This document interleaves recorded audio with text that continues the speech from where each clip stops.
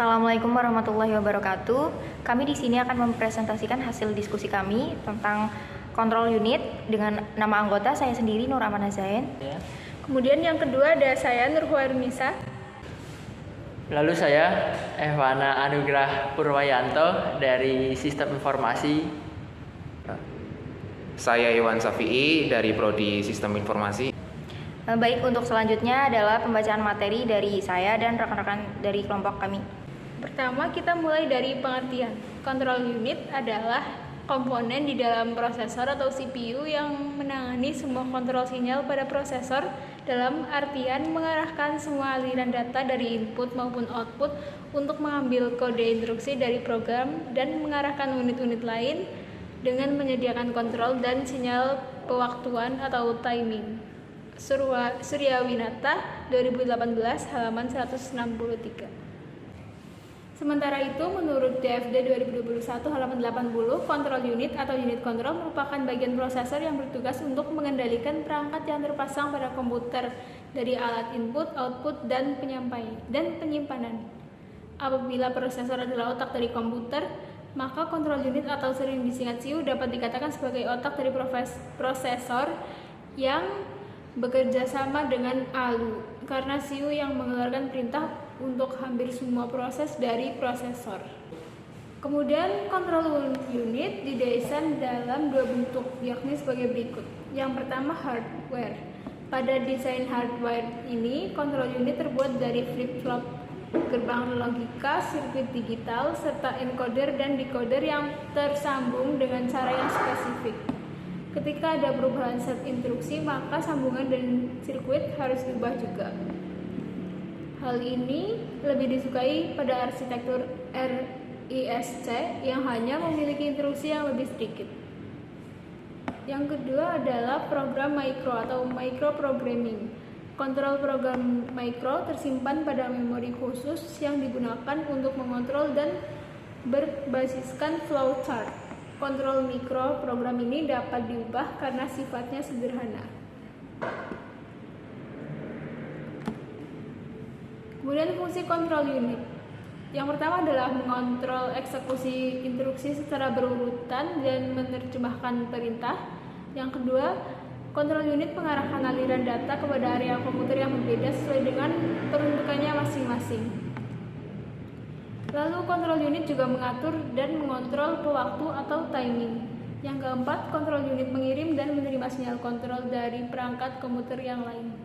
Kemudian yang kelima, kontrol unit juga memiliki fungsi untuk menghandle macam-macam perintah seperti fetching, decoding, execution, handling, dan menyimpan hasil perhitungan. Jenis-jenis kontrol unit ada single cycle CPU. Proses di single cycle CPU ini hanya terjadi dalam satu clock cycle, yang artinya setiap instruksi ada pada satu cycle yang tidak memerlukan beberapa state atau keadaan. Dengan demikian, fungsi bulan masing-masing kontrol lain hanya merupakan fungsi-fungsi opcode dalam jenis ini. Clock cycle harus mempunyai panjang yang sama untuk setiap jenis instruksi. Ada dua bagian pada kontrol unit ini, yaitu proses main-decode opcode untuk mengelompokkannya menjadi 4 macam instruksi, yaitu di gerbang N, dan pemberian sinyal kontrol berdasarkan jenis instruksinya, yaitu gerbang OR. Yang kedua, multi-cycle CPU. Berbeda dengan unit kontrol yang single cycle, unit kontrol yang multi-cycle lebih memiliki banyak fungsi dengan memperhatikan state dan opcode. Fungsi boolean dari masing-masing output kontrol lain dapat ditentukan masing-masingnya akan menjadi fungsi dari 10 buah input logic. Dengan demikian, akan terdapat banyak fungsi boolean dan masing-masingnya tidak sederhana. Pada cycle ini, sinyal kontrol tidak lagi ditentukan dengan melihat pada bit-bit instruksinya. Bit-bit opcode memberitahukan operasi apa yang selanjutnya akan dijalankan CPU. Cara kerja kontrol unit. Ketika sebuah komputer pertama kali diaktifkan powernya, maka komputer tersebut menjalankan operasi bootstrap. Operasi ini akan membaca sebuah instruksi dari suatu lokasi memori yang telah diketahui sebelumnya dan mentransfer instruksi tersebut ke kontrol unit untuk dieksekusi. Instruksi-instruksi dibaca dari memori dan dieksekusi sesuai dengan urutan penyimpanannya. Program counter dari suatu komputer menyediakan suatu cara untuk menyimpan lokasi instruksi berikutnya. Urutan eksekusi berubah dengan memindah lokasi instruksi baru ke program counter sebelum pembacaan atau fetch instruksi dikerjakan. Ketika instruksi-instruksi diterima oleh control unit, operasi code akan mengaktifkan urutan logik untuk mengeksekusi instruksi-instruksi tersebut. Satu eksekusi program terdiri dari beberapa instruction cycle yang menjadi komponen penyusun dari program tersebut. Siklus instruksi. Karena set instruksi dari suatu CPU memiliki bermacam mode pengalamatan dan format Open RAN, maka unit kontrol bertanggung jawab untuk menjaga semua kemungkinan pada setiap tingkat dalam siklus instruksi.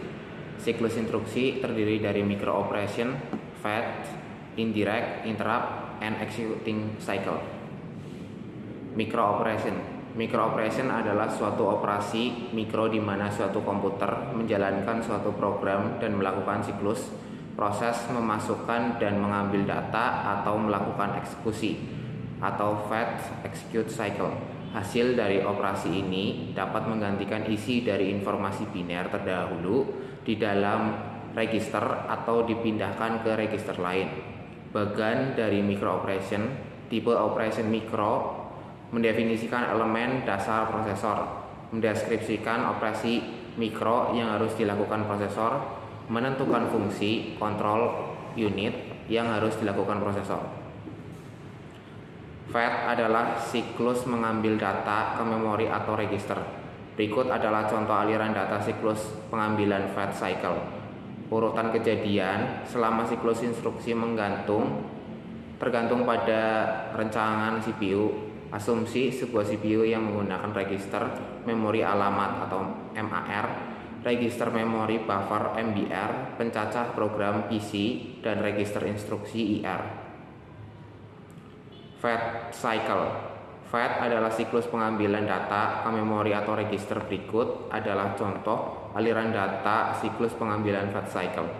Urutan kejadian selama siklus instruksi tergantung pada rancangan CPU. Asumsi sebuah CPU yang menggunakan register memori alamat MAR, register memori buffer MBR, pencacah program PC, dan register instruksi IR. Pada saat siklus pengambilan fetch cycle, instruksi dibaca dari memori. PC berisi alamat instruksi berikutnya yang akan diambil. Alamat ini dipindahkan ke MAR dan ditaruh di bus alamat. Unit kontrol meminta membaca memori dan hasilnya disimpan di bus data dan disalin ke MBR dan kemudian dipindahkan ke IR. PC naik nilainya 1 sebagai persiapan untuk pengambilan selanjutnya. Siklus selesai, unit kontrol memeriksa isi IR untuk menentukan apakah IR berisi Open RAN specifier yang menggunakan pengalamatan tak langsung. Berikutnya ada indirect cycle atau siklus tidak langsung. Siklus tidak langsung adalah eksekusi sebuah instruksi melibatkan sebuah operandi atau lebih di dalam memori, yang masing-masing operan memerlukan akses memori. Pengambilan alamat-alamat tak langsung dapat dianggap sebagai sebuah subsiklus instruksi atau lebih. Interupsi. Interupsi adalah suatu permintaan khusus kepada mikroprosesor untuk melakukan sesuatu. Bila terjadi interupsi, maka komputer akan menghentikan dahulu apa yang sedang dikerjakannya dan melakukan apa yang diminta oleh yang menginstruksi.